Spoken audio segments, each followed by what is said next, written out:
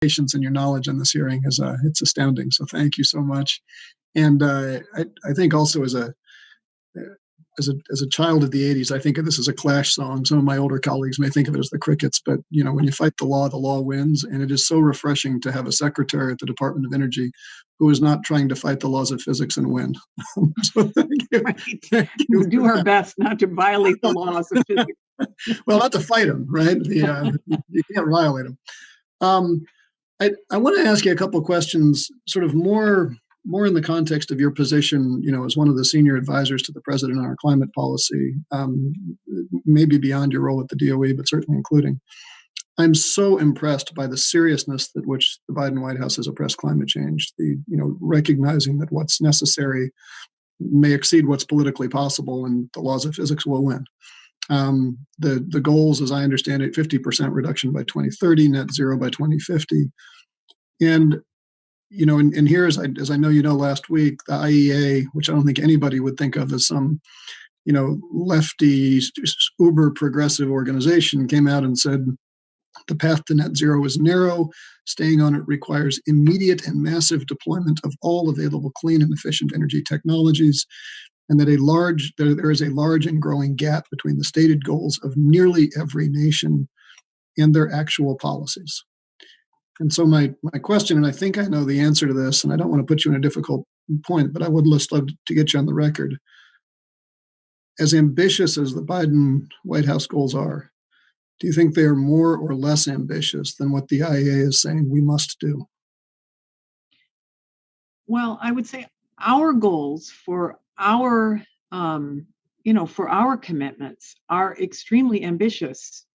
But we also have to lead in a way that holds other countries to their goals, right? I mean, we have to make sure that everybody has equally ambitious goals, not equally, because everybody's in a slightly different place, but that we hold these countries to the goals of getting to the reason why they signed on, 196 countries signed on to the Paris Accord, is because everybody agrees to net zero carbon emissions by 2050. And that's the way we're going to hold, climate change down. So, I think that many components of the report that the International Energy Agency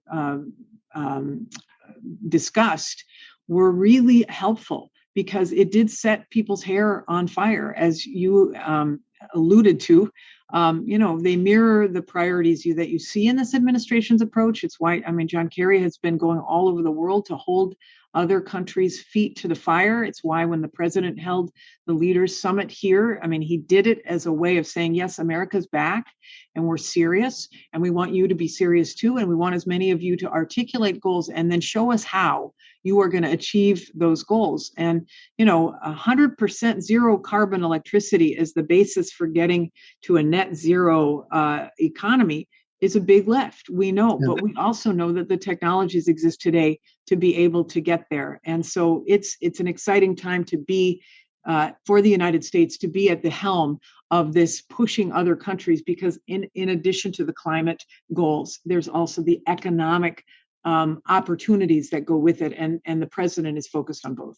Yeah, no, and I guess I'm maybe I'm inartfully asking the question, but it strikes me that we are always in this line of work that all of us on this call having to grapple with the need for political compromise, and the laws of physics will win every time.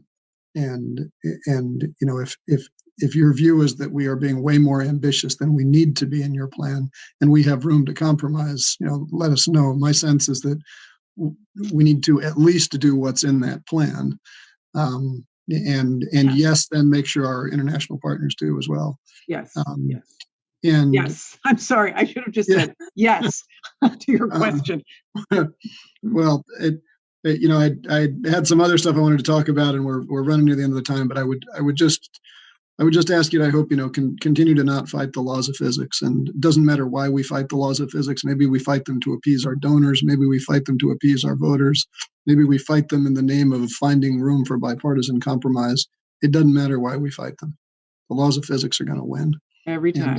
And stay strong, and we've got your back. And let us know how we can help. Appreciate it. Thank you so much, Congressman.